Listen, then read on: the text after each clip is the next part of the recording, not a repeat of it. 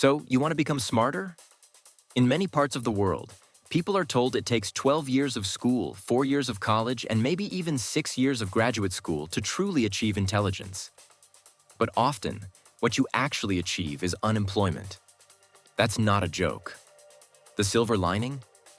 When you post on Reddit about not finding a job, at least you'll do it in flawless English. As the title suggests, becoming smart is actually much simpler than it seems, even if you think your genetics are holding you back. If you compare yourself to other animals, you're already quite exceptional. When people like us talk about becoming smarter, it encompasses several goals. We want to acquire practical skills, preferably ones that can help us earn money. We aim to solve problems effectively, ideally for a paycheck. We aspire to excel in tough subjects, both to improve our earning potential and to show off a little. And finally, we want to sound intelligent in conversations. Not too much, though. Just enough to earn respect without being labeled a nerd.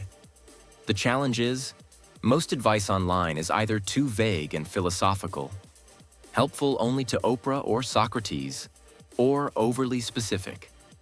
The latter usually boils down to the same list. Eat brain foods like blueberries, drink coffee, exercise, sleep more, take IQ tests, and listen to classical music.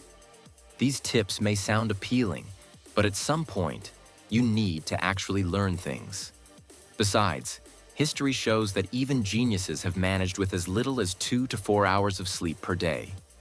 So, what practical steps can you take to become smarter without relying on tired cliches?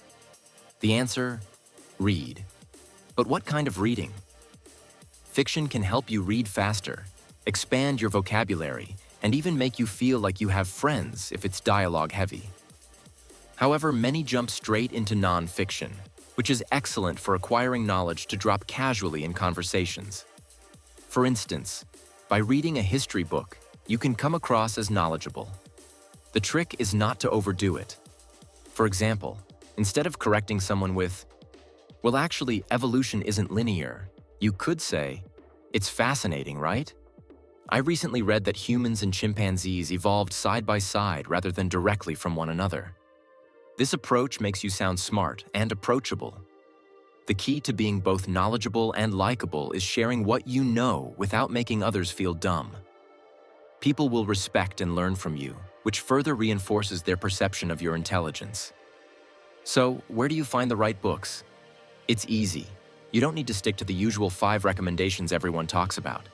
Just think of a topic you're curious about, like cleaning. Search books about cleaning online, and you'll find plenty.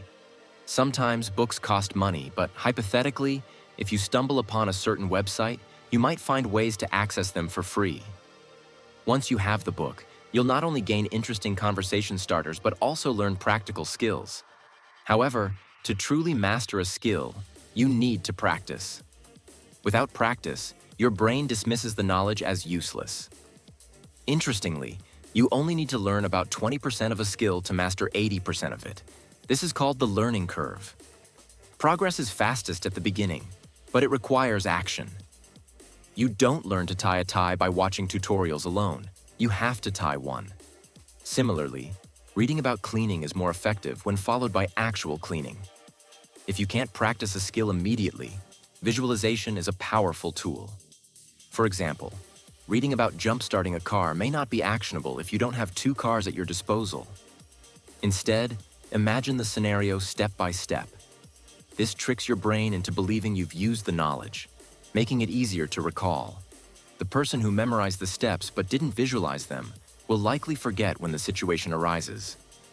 Schools use a similar method with exams. Tests simulate a real-life application of knowledge. While other study techniques like repetition or mind mapping can be useful, doing practice questions is most effective because it mimics the actual scenario. No practice questions?